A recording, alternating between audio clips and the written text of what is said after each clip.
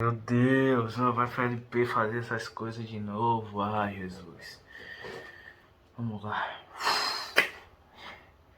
Olá, sejam bem-vindos ao nosso webinário. Hoje vamos falar sobre cinética. Ok, vocês devem estar se perguntando, como assim, LP? A gente estuda cinética na física? Estamos numa apresentação de química. Certo, meu caro, você está mais que correto. Mas também estudamos cinética na química. E o conceito de cinética na química é até bem simples. Basicamente, iremos estudar a velocidade em que as reações acontecem. Então eu espero que gostem e fiquem com vida. Uma reação química, como sabemos, sempre será composta de reagentes e de produtos, onde os reagentes eles são os consumidos e os produtos formados. Se quisermos trabalhar com química cinética, podemos pôr no gráfico a reação em função do tempo, sabendo assim a velocidade em que os reagentes são gastos e os produtos são formados. E é exatamente este detalhe que devemos focar primeiramente. Os reagentes, eles são gastos à medida em que os produtos são formados. Na cinética, se trabalha com quantidade, e no ponto de vista químico, quantidade pode ser massa, mol ou até mesmo volume. Vamos aos exemplos. Temos a equação 2H2 mais 1O2 que forma 2H2O. Temos dois tempos nesse exemplo, o tempo inicial e o tempo final. E essa equação foi observada durante 4 segundos. Inicialmente, tínhamos a quantidade de 10 mols de hidrogênio e 10 mols de oxigênio. Nesse caso, qual é a quantidade de produtos? Bom, no momento inicial ainda não temos, pois estamos no momento zero. Após 4 segundos, é possível que todo o gás de hidrogênio foi totalmente consumido. E foi exatamente por isso que a reação parou. Ela só acaba quando um dos reagentes é totalmente consumido. Mas nesse caso, teve uma sobra no outro reagente, o oxigênio, e se formou a fim de 10 mols de hidrogênio. Então, se quisermos calcular a velocidade média dessa mesma reação ou qualquer outra, é simples. Na física, a velocidade média é calculada a partir da variação de espaço sobre a variação do tempo. Mas na física é algo diferente. Calcula-se a velocidade média a partir da variação de quantidade sobre a variação do tempo. Como é um ΔQ sobre um ΔT, temos o Q final menos o Q inicial, dividindo pelo ΔT a variação do tempo. Após concluirmos essa operação, vamos ter um resultado final, que será dado em mols por segundo. Pelo menos nos casos majoritários, trabalhamos em mols. Pegando a equação exemplificada acima pela nossa coleguinha, vemos o hidrogênio como exemplo e vemos que ele foi consumido totalmente ao longo da reação, ou seja, a sua quantidade final é igual a zero. Inicialmente ele possuía 10 mols, então é 0 menos 10, que é igual a menos 10. Vocês devem estar se perguntando, como assim, LP? Quantidade negativa, como isso é possível? LP vai explicar para vocês. A quantidade negativa nesse caso se torna possível nessa equação. Afinal, ela se refere à quantidade de consumo do hidrogênio, ou seja, é a quantidade em que o hidrogênio foi sendo consumido em decorrência do tempo, ao longo do tempo. Portanto, a quantidade é negativa. Para esses casos, a gente bota em módulo. Vale se lembrar. Por que a gente bota em módulo?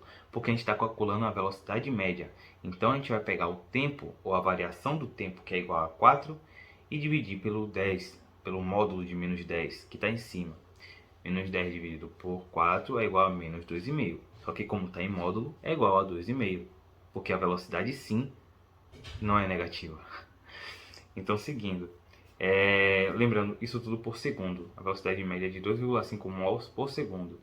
Esse resultado se refere basicamente ao consumo de hidrogênio por segundo. E esse cálculo ele pode ser feito tanto para calcular a velocidade de consumo quanto a velocidade de formação, ou seja, a velocidade de consumo dos reagentes e a velocidade de reação dos produtos. É possível fazer um cálculo também a partir da proporção estequiométrica da equação.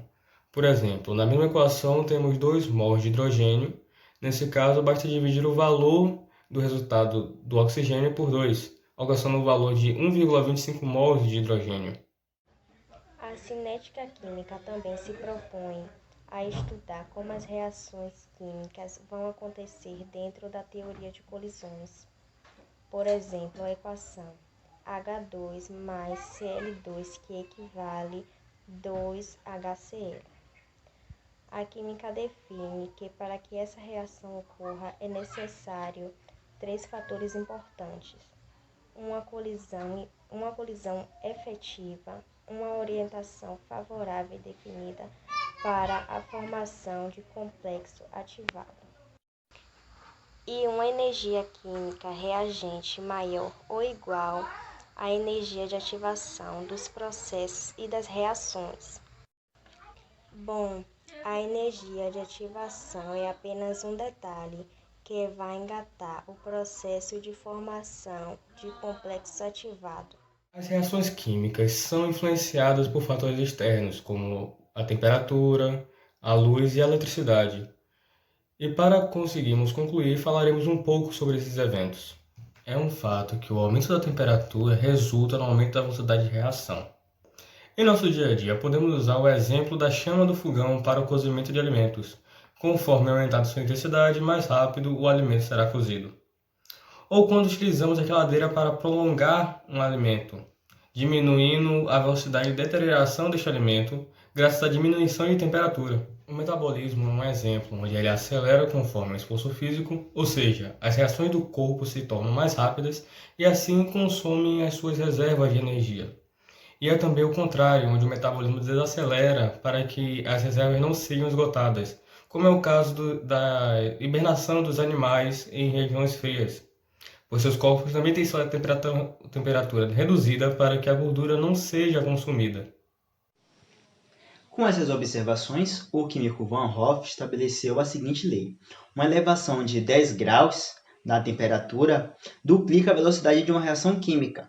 Porém, esta lei ela possui algumas exceções, muitas exceções. De um ponto de vista mais microscópico, o aumento de uma temperatura não aumenta apenas a frequência dos choques nas moléculas reagentes, mas aumenta a quantidade de energia com que as moléculas se chocam, aumentando a probabilidade dessas moléculas reagirem, a também chamada velocidade de reação.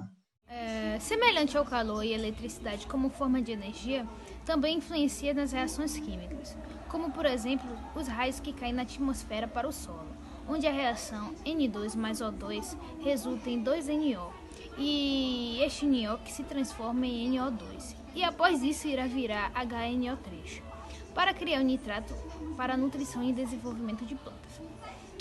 A faísca elétrica, que pode causar uma explosão em contato com a gasolina, também é um exemplo. Luz ou qualquer radiação eletromagnética também influenciam nas reações químicas. Em nós humanos, quando somos expostos ao sol do meio-dia, temos a pele afetada por queimaduras graças à quebra das moléculas formadoras de pele, graças à maior quantidade de radiação ultravioleta no horário, como é também das 10 horas até as 3. Em outros exemplos, temos a água oxigenada, que é colocada em frascos escuros para que não se decomponha rapidamente pela presença da luz. A explicação disso é como a eletricidade, onde a energia da fonte de luz ou de radiações eletromagnéticas devem ser suficientes para que as barreiras de energia de ativação sejam ultrapassadas pelas moléculas reagentes. A fotossíntese das plantas é ótima para demonstrar, onde o CO2 mais o H2O, com influência da energia solar, formam a glicose. Ok, meus queridos amigos, somos muito gratos pela presença de vocês. Espero que tenham gostado do seminário e que as explicações tenham ficado extremamente fluidas na mente de todos vocês. Muito obrigado e até a próxima. Valeu!